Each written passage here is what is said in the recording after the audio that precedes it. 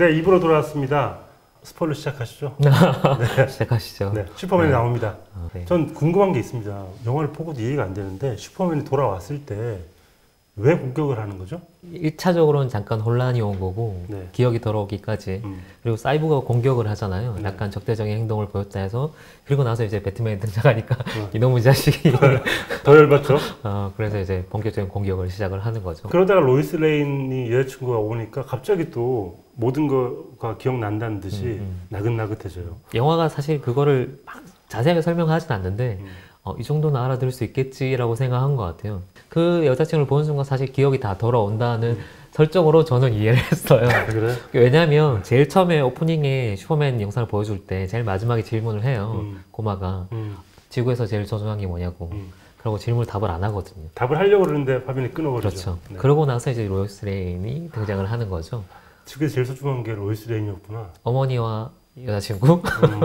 그게 이제 슈퍼맨을 인간답게 만드는 연결고리이겠죠. 근데 저는 그 장면도 인상적이었는데 배트맨이 슈퍼맨이 진정한 리더가 될 수 있다는 이유를 설명하면서 슈퍼맨은 그렇게 큰 힘을 지니고 있는데도 평범하게 살았고 모든 걸 다 겪었기 때문에 리더가 될 자격이 있다라고 얘기를 하는데 The world needs Superman, and the team needs Clark.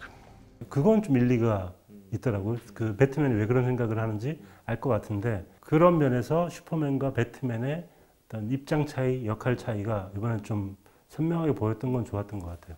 배트맨 대 슈퍼맨에서 보여줬던 거는 그 어머니 이름이 두고두고 화제가 된 네. 그거로 모든 갈등이 정리가 되는 약간 말이 안 되는 상황을 보여줬는데 Why did you say that name?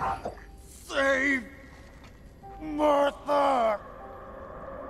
원래 기본적으로 배트맨, 슈퍼맨이 갖고 있는 슈퍼히어로의 정체성들이 있어요. 이를테면 배트맨은 어둠의 기사잖아요. 자기의 네. 정체를 드러내지 않는. 슈퍼맨의 정체성은 뭐냐면 얘는 외계인이니까 외계인이 인간인 척하고 있는 거예요. 그러니까 완전 다른 존재인데 그걸 가지고 사실 꽤 팬들이 많은 논쟁들이 있었거든요. 근데 이번 영화에서 딱 보여주는 더 인간답다라고 하는 게 왜 더 인간다울 수밖에 없냐 하면 슈퍼맨은 인간이 되려고 노력하고 있는 인간을 연기하고 있는 캐릭터니까 본질적으로는 크립톤이인이란 말이죠. 네. 그러니까 더 인간다운 어떤 가치들을 자기가 충실히 이제 구현을 해 나가는 거고 슈퍼맨이 인간다움의 밝은 면을 지향한다고 하면 배트맨은 그런 자기희생 정신이라든지 스스로 낮은 곳으로 임한다든지 그런 우리가 숭고하다고 생각할 수 있는 가치들 그런 것들을 구현하고 있기 때문에 배트맨도 충분히 인간다운 그런 자각을 하고 있다는 것 자체가 굉장히 인간다운 캐릭터인 것 같고 근데 이제 이런 철학적인 질문들로 파고들 수 있는 명제들인데 이번 영화는 그렇게 안 하죠. 네. 그게 저는 이 영화의 다행스러운 점인 것 같아요. 근데 저는 정의를 구현하려고 하는 배트맨의 인간적임 그리고 태어난 게 중요한 게 아니라 길러지고 적응하면서 오히려 그 사람이 더 인간적일 수 있다는 이 두 개의 명제 자체가 이번에는 굉장히 좀 철학적이라는 생각이 들고 요걸 조금만 더 파헤쳤으면 깊이 들어갔으면 훨씬 더 좋지 않았을까라는 생각을 했는데 그 최고의 압수가 슈퍼맨이 그 깨어나고 여자친구 로이스 레인을 만나서 어딘가 그 집으로 날아가잖아요. 그 다음에 이제 로이스 레인이 엄마를 부르죠. 엄마가 오고 포옹을 하는 장면에서 너무 인간적이다. 슈퍼맨이 인간적이라고는 하지만 가족의 의미를 그렇게 소중하게 생각할 만큼 인간적인 사람이었나? 이런 설정들은 그걸 질문 안 하는 거죠. 네. 인간적이다 라고 하고 끝나는 거고 여기서 좀 더 깊게 들어가거나 아니면 역전시킨 게 왓츠맨 같은 영화예요. 이를테면 만약에 슈퍼맨 같은 신급의 능력을 인간이 가지게 되면 어떻게 될까? 보여주는 캐릭터가 닥터 맨하튼 같은 캐릭터예요. 인간적인 부분이 지워져 나가는 거죠. 반대로 슈퍼맨은 인간적 부분을 채워나가려고 하는 그러니까 우리가 이상적으로 생각하고 있는 어떤 가치들을 향해 가는 캐릭터이기 때문에 이게 우리가 볼 때는 너무 전형적이고 식상한 거 아니야? 하지만 그쪽에서 볼 때는 굉장히 당연하고 익숙한 거가 될 수도 있는 거죠. 근데 그런 좀 파고들 만한 명제들을 이번 영화는 그냥 이거 이런 겁니다 라고 하고 다 지나가는 그것 때문에 어떤 팬들은 스토리텔링이 엉망이다 아니면 이렇게 전체적으로 내러티브가 좀 울퉁불퉁 하거든요. 왜냐하면 모든 캐릭터들 다 다른 톤들을 그렇죠. 순서대로 보여줘야 되기 때문에 되게 짧은 비디오 클립들 모아놓은 것 같은 기분이 들긴 해요. 그나마 그 비디오 클립들이 다 따로 논다는 느낌은 안 들고 한 톤으로 깨어져 있다는 거는 확실히 있기 때문에 그게 이번 영화의 가장 큰 미덕 중에 하나인 것 같고 그걸 위해서 희생한 것들이 이를테면 내러티브의 깊이라든지 저는 제일 희생을 시킨 게 악역인 것 같은데 악역 얘기해야죠 또. 네. 스테판 울프가 너무 힘이 없어. 힘이 없다기보다는 좀 멍청하죠. 그 뭔가 때려 부수기만 하고 논리적 사고도 좀 안 되는 것 같고 지금 싸워야 할 때인지 피해야 할 때인지 어떤 이 형국인지 잘 모르는 것 같기도 하고. 정복욕이라는 되게 단순한 욕망으로 움직이는 단세포 생물을 보는 것 같은 느낌? 사실 슈퍼맨이 등장하기 전까지는 스테판울프 선에서 정리가 돼요. 이게 팀을 꾸려야 되는 이제 목적이 되는 정도의 존재인 거죠. 나머지 멤버들이 다 힘을 합쳐서 한번 싸워봐도 안 되는 걸 알았으니까. 그렇죠. 그래서 이제 슈퍼맨을 되살리는 거고, 어떻게 보면 스테판울프의 존재는 슈퍼맨을 되살리기 위한 장치 정도? 그래서 되살리고 나서 슈퍼맨과 실제로 싸울 때는 상대도 안 되잖아요. 아주 간단하게 제압당하는. 사실 슈퍼히어로 영화가 재밌으려면 악역의 존재감이 슈퍼히어로보다 훨씬 더 커야 될 수도 있는데, 이번 영화는 그걸 다 희생시키고 그냥 팀을 꾸리기 위한 아주 기계적인 장치로 등장하는 악역이기 때문에 바보로 그릴 수밖에 없는 거 아닌가? 제가 이 내러티브를 설명을 드리면 제가 또 스토리를 쓰는 사람이니까 좀 이해가 안 되는 부분이 4명 모두 싸워봐도 이 스테픈 울프를 이길 수가 없어요. 그래서 슈퍼맨을 깨웠잖아요. 근데 슈퍼맨이 날아가 버렸어요. 어쩔 수 없이 싸워요. 슈퍼맨이 돌아왔어요. 근데 돌아올 걸 누구나 알고 있잖아요. 영화를 보는 사람은 당연히 슈퍼맨이 오겠지, 곧 올 거라는 걸 예측을 합니다. 와가지고 슈퍼맨 혼자서 얘를 스테판 울프를 해결을 해요. 이건 무슨 맥 빠지는 이야기냐 이거죠. 그러니까 슈퍼맨이 와서 5명이 힘을 합쳐서 싸울 만큼 강력한 존재이거나 뭐 좀 다른 식으로 이걸 풀었어야 되는데 너무 뒤에 가서 힘이 없어지는 이유가 슈퍼맨은 너무 강하고 스테판 울프는 생각보다 약하기 때문에 이런 불균형이 생기는 게 아닌가 싶어요. 저는 이런 영화 볼 때마다 늘 생선이 생각나는데, 우리가 영화에서 중요하다고 생각하는 뭐 이제 스토리텔링이라든지 내러티브 전개 아니면 영화의 톤 뭐 이런 건 사실 뼈대에 해나간단 말이죠. 그리고 정작 발라먹는 건 이제 이 영화로 치면 액션이겠죠. 중간에 이제 뼈대가 좀 빈약한 거는 어쩔 수 없다라고 양해해 줄 수도 있거든요. 그러니까 이런 장르에 접근할 때 태도, 마음가짐 그 정도의 아량을 가지고 있는데, 그런데 정작 그 살이 맛이 없을 때, 발라먹어야 할 액션이 맛이 없을 때 이제 하나씩 파고들기 시작하는 거죠. 사실 이런 영화들을 넣고 이를테면 내러티브가 좀 울퉁불퉁하다, 깊이가 없다 이런 지적하는 거는 저는 개인적으로 약간 넌센스라고 생각해요. 방향이 그런 방향으로 설계된 영화가 아닌데 최소한의 기능만 하도록 2시간 안에 해야 되기 때문에 설계된 영화인데 어쩔 수 없는 부분인 것 같고, 대신에 그런 걸 활용해서 진짜 잘 해야 될 부분 잘 해야 되는데 그런 부분이 좀 아쉬운 게 있다는 거죠. 이를테면 마블 시리즈 같은 경우는 그 영화들이 재밌다고 느껴지는 이유가 제가 생각할 때 제일 큰 것 중에 하나는 매 영화마다 시그니처가 되는 액션 시퀀스가 하나 있어요. 그렇죠. 그리고 이후에 그 영화의 그 액션의 영향을 받아서 다른 영화들 좀 활용하기도 하거든요. 근데 이번 영화에서 그런 게 있냐라고 하면 사실은 많이 봤던 것들 다 재조합, 짜집기에 가깝기 때문에 물론 재밌는 액션이 꽤 있기는 하지만 저스티스 리그만의 액션이냐라고 하면 그런 부분은 없는 것 같고, 그런 거에 비하면 차라리 이게 호불호가 갈리긴 했지만 맨 오브 스틸이나 배트맨 대 슈퍼맨은 이때까지 못 보여줬던 액션을 보여줬거든요. 거기에 열광하는 사람들이 확실히 있었는데 이번에는 어쩔 수 없이 그 톤을 좀 줄이면서 오히려 약간 그런 개성은 없어진 거 아닌가? 그런 아쉬움이 좀 들더라고요.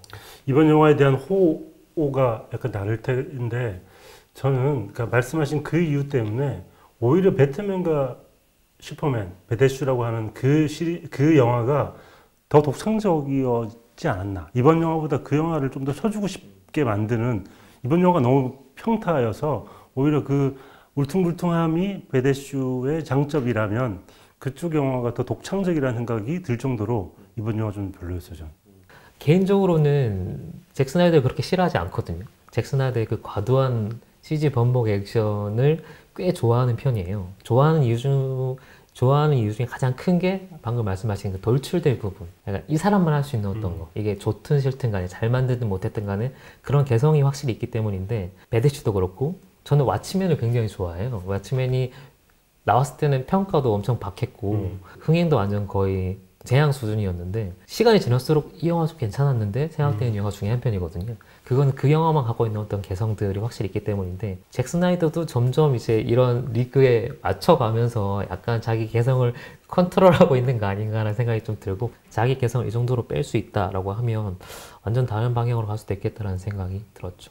이 영화 2개의 쿠키가 있는데 쿠키 치고 굉장히 잘 만들어진 쿠키가 너무 좋았어요. 하나는 슈퍼맨과 플래시가 달리기 시작하는 실제 코믹스 원작에서도 이 두 사람이 대결하는 게 몇 번 있거든요. 네. 워낙 이런 쪽에는 팬들이 많으니까 그 몇 번 대결해서 누가 이겼고 이런 거 정리까지 다 했더라고요. 플래시가 쓰는 힘이 스피드 포스라고 하잖아요. 네. 그게 결과적으로 원작 코믹스에 따르면 속도 자체는 플래시가 더 빠르대요. 근데 그 대결을 그냥 직접 보여준다는 것만으로도 팬들을 위한 플래시까지 등장시켰으니까 엄청난 서비스를 하고 있다는 생각이 드는 컷이죠. 첫 번째 팬 서비스가 약간 재미만을 위한 원작 팬들을 위한 서비스라면 두 번째 쿠키는 다음 이야기에 전조를 깔아주는 그런 쿠키였던 것 같아요. 매드슈에서 나왔던 악당 네. 렉스 루터 나오고 이제 저스티스 리가 결성이 됐으니까 악당도 리그를 하나 만들지 않겠어? 라면서 악당을 초빙해온 장면이 나오죠. 네. 그때 나오는 악당이 그 데스스트롭이라는 악당인데 그 DC 코믹스에서도 꽤 정말 인기 있는 빌런 중에 한 명이거든요. 네. 그래서 이후에 이제 그 빌런이 뭐 여러 가지 소문이 있는데 지금 소문 중에 하나는 배트맨 단독 시리즈의 악역으로 등장한다는 얘기가 있고요. 이후에 등장하고 저스티스까지 또 계속 이어서 나올 수도 있겠죠. 네, 별점과 한 줄 평 시간입니다. 저희 아주 간략하고 짧은 그리고 이래도 되나 싶을 정도의 한 줄 평을 드리겠습니다. 공격적인. 네, 저의 저스티스 리그에 대한 한 줄 평은 인물 소개하다 날 샜다. 입니다. 정확한데요. 네, 이 이상의 말을 하고 싶지가 않은 게 인물 소개는 잘했어요. 잘했는데 인물 소개 받다 보니까 이미 지친 거예요. 우리는 어떤 이야기든 전사가 많아지면 현재 집중하기 힘들고 그 과거 때문에 현재가 필요해지거든요. 근데 인물 소개하다 보니까 정작 싸워야 할 때 김이 새버리는 날 새고 김 새는 이런 현상이 생기지 않나 생각이 들어서 이렇게 준비했습니다. 저는 또 방어하는 입장에서 얘기하면 네. 전사를 엄청나게 많이 줄인 것 같아요. 이거보다 더 축약하기는 힘들 것 같다라는 정도로 굉장히 경제적으로 축약을 한 것 같고 저스티스 리그라는 히어로 리그는 잘 출발을 시켰다라는 느낌을 받았고요. 단순하게 재밌다 재미없다라고 하면 전 재밌게 즐긴 쪽이었거든요. 그렇게 해서 이게 기억에 남을 만한 걸작이냐 아니면 뭐 기록될 만한 작품이냐라고 하면 거기까지는 아닌 것 같거든요. 그래서 제 저스티스 리그에 대한 한 줄 평은 궤도에 오른 세팅, 히어로물에서 제일 중요한 건 역시 히어로. 히어로물에서 제일 중요한 히어로를 잘 보여줬다라는 세팅은 잘 되었다라는 의미일 수 있겠네요. 네, 리그에 대한 세팅은 이제 출발을 한 것 같고 네. 다음 시리즈로 나아갈 수 있는 어떤 고리들도 다 만들어줬고 그래서 히어로들이 확실히 잘 보이는 영화다. 반면 이제 악역을 무시한다든지 아니면 전체적인 이제 내러티브가 너무 울퉁불퉁하다든지 단점을 꼽자면 또 한도 없는데 이 영화 원래 애초에 다다르고자 했던 그런 목표를 방해할 정도인가라고 하면 그건 아닌 것 같거든요. 예전에 우리가 그런 좀 유치하다고 생각했던 슈퍼히어로 만화들, 영화들, 우리 아동용으로 생각했던 것들을 볼 때의 즐거움들을 다시 떠올려 본다고 하면 그거에는 충분히 도달하고 있는 영화 아닌가 싶고요. 그래서 제 이 영화에 대한 별점은 3개입니다. 3개. 놀랍지는 않고 저도 적당한 것 같고 물론 저는 이거보다는 더 못 주는데 3개까지는 절대 못 주고요. 뭐 그 이하이긴 한데 말씀하신 걸 들어보니 충분히 3개를 줄 이유는 타당한 것 같습니다. 네, 오늘 저스티스 리그에 대해서 얘기를 해보았습니다. 저는 약간 공격하는 입장, 방어하는 입장. 물론 말씀하신 것처럼 충분히 재미는 있는 것 같은데 어디에 초점을 맞추냐에 따라서 히어로물을 재밌게 보시는 분들이라면 영화를 재밌게 볼 수도 있고 내러티브를 생각하시는 분이라면 약간 지루할 수 있는데 여러분들이 알아서 판단해 주시면 좋을 것 같고요. 저희는 여기까지였습니다. 다음 주에 뵙겠습니다. 다음에 뭐 보죠? 이거?